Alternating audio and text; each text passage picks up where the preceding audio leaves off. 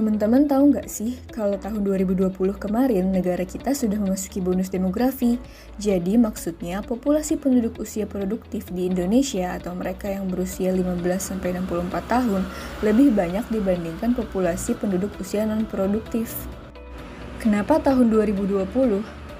Karena menurut sensus penduduk di tahun yang sama, populasi penduduk Indonesia mencapai 270,20 juta jiwa dan 70,72% diantaranya merupakan penduduk usia produktif. Pada 2020-2024 setidaknya akan ada sekitar 174-180 juta penduduk yang siap kerja, yang membuat kita menjadi nomor 1 di Asia Tenggara.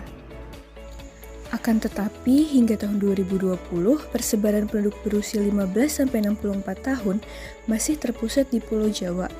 Jumlah penduduk usia produktif di Pulau Jawa mencapai 10 hingga 35 juta orang loh, sedangkan daerah lainnya berada di bawah 10 juta penduduk.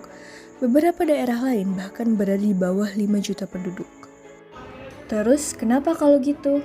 Bonus demografi merupakan window of opportunity untuk pertumbuhan ekonomi yang cepat jika kebijakan diterapkan dapat mendukung investasi. Akan tetapi, untuk merasakan benefit dari kondisi bonus demografi ini, Indonesia perlu memiliki kesiapan di berbagai aspek penting, seperti ekonomi, pendidikan, dan infrastruktur. By the way, seperti apa sih kondisi Indonesia saat ini dalam rangka menghadapi bonus demografi? Yuk cari tahu lebih lanjut! Pertama, mari kita lihat kondisi pertumbuhan perekonomian Indonesia. Saat ini, perekonomian sedang mengalami peningkatan yang positif dibandingkan dengan sebelum pandemi. Saat ini, angka pertumbuhannya sebesar 5,44%.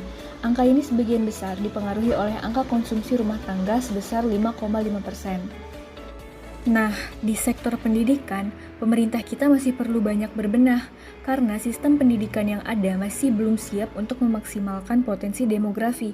Karena, menurut hasil survei PISA tahun 2018, Indonesia memiliki skor yang rendah dibandingkan dengan 70 negara lainnya di bidang kemampuan membaca, berhitung, dan sains. Nilai yang selisih sebesar 100 poin di bawah rata-rata menunjukkan bahwa kemampuan belajar mereka tertinggal 2,5 tahun dibandingkan dengan anak-anak negara lain pada usia 15 tahun.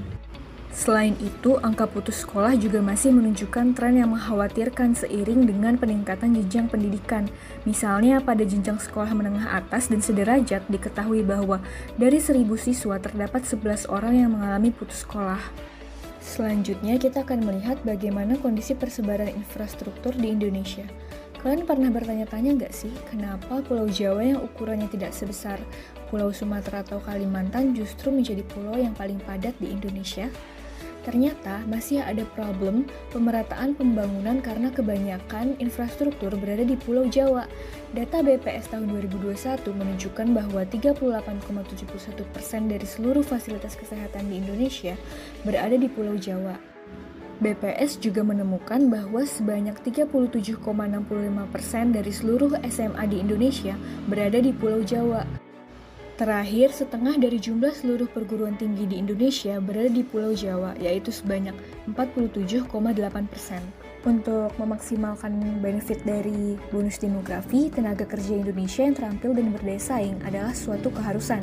Lantas, bagaimana sih kondisi tenaga kerja di Indonesia saat ini? Kondisi Indeks Kualitas Pekerjaan atau IKP pada Agustus 2020 mengalami penurunan sebesar 20,7%, menjadi 43,78 dibandingkan dengan tahun sebelumnya. Menurut World Bank tahun 2020, HCI atau Human Capital Index Indonesia adalah 0,54 dan berada pada peringkat 96 dari 175 negara, atau berada pada peringkat 6 dari 10 negara ASEAN. Meskipun angka ekonomi kita baik, masih banyak nih ternyata problem yang perlu dihadapi tenaga kerja Indonesia.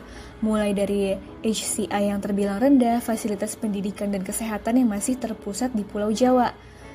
Nah, setelah melihat kondisi tadi, ada beberapa cara nih biar bonus demografi Indonesia jadi lebih baik. Yang pertama, sektor ekonomi. Pemerintah harus melakukan investasi di sektor yang perlu banyak pekerja. Oh iya, pastikan merata ya. Tapi banyak lapangan pekerjaan aja nggak cukup loh. Jadi harus diimbangi dengan pembangunan pendidikan yang baik. Pemerintah juga harus menerapkan konsep lifelong learning, jadi semuanya bisa belajar. Terus, mengadakan program wajib belajar 12 tahun dan pastiin standarnya sama di setiap wilayah ya. Terakhir, pemerintah harus mengembangkan program prakerja dengan menyediakan pendidikan vokasi lanjutan agar dapat membantu teman-teman kita yang tidak bisa mengenyam pendidikan secara